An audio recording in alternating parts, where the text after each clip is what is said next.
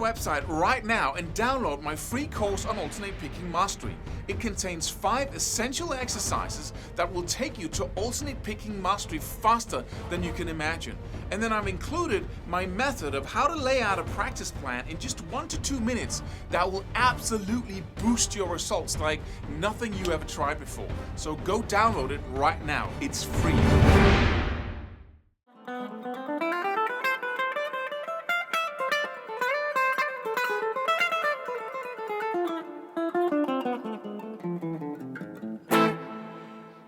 Another question from YouTube. If you've been practicing using your left hand, playing single notes, any legato, hammer-ons and pull-offs, or alternate picking, doesn't matter, then you probably realized that using the third and the fourth finger together, the ring finger and your pinky, is kind of challenging.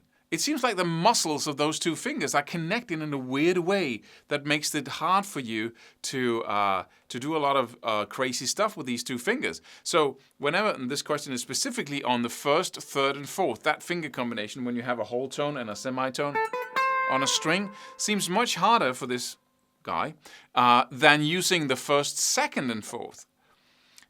Some, just succumb to using the first 3 fingers, like the first and second and third, and that seems pretty good too. So it seems like the combination of the third and the fourth, the ring and pinky, is the challenge. Why is this? Well, as I said, it seems like the muscles in some way are connected in a way that makes it a little bit harder, or much harder for some people, to really use these 2 fingers in combination. And it was for me as well.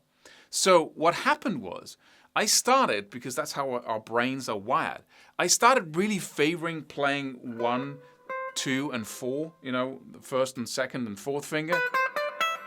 When I was practicing anything, alternate picking, I really liked that combination. And whenever I was playing the other combination of the first, the third, and the fourth, it was like, uncomfortable. And see, this is what happens. It's not that we cannot learn it, or that it's hard to learn even. It's just uncomfortable. And that's the key here, because the brain always wants comfort.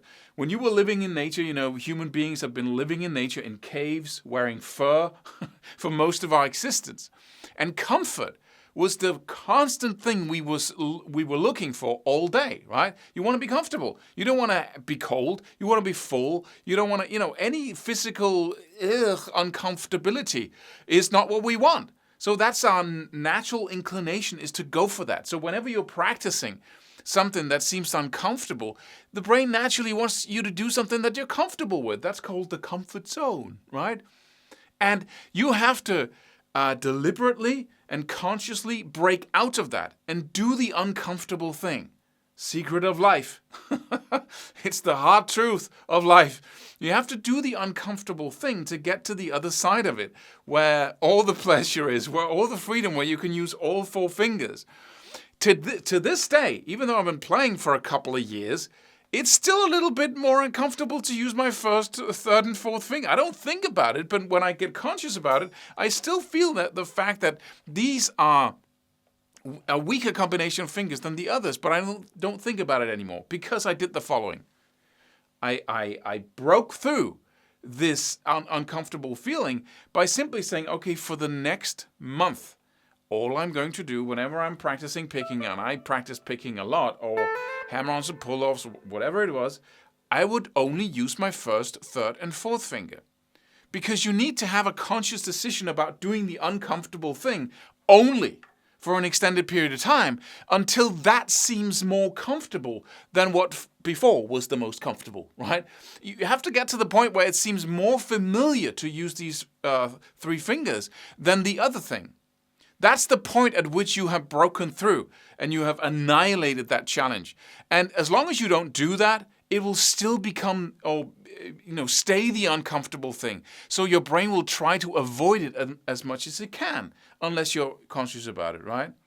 So you have to make these choices and say, okay, I really hate this chord structure, or I really hate doing that with and then you have to push yourself through it. And the best way of doing that is to decide to only do that, because every time you then you pick up your guitar and you start practicing, then you'll know that simple rule of when I practice anything, if I can, I'll use my first, third, and fourth finger in the whole tone, semitone combination if I'm practicing picking or legato or whatever it is I'm doing.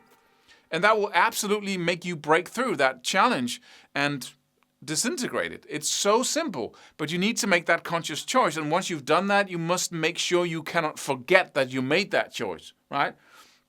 So write it on Post-it notes where you practice. Make sure that when you sit down and practice, or write it on put a Post-it note on your guitar where you write 1, 3, and 4. And then just stay with it until it's more familiar than what used to be the most comfortable thing.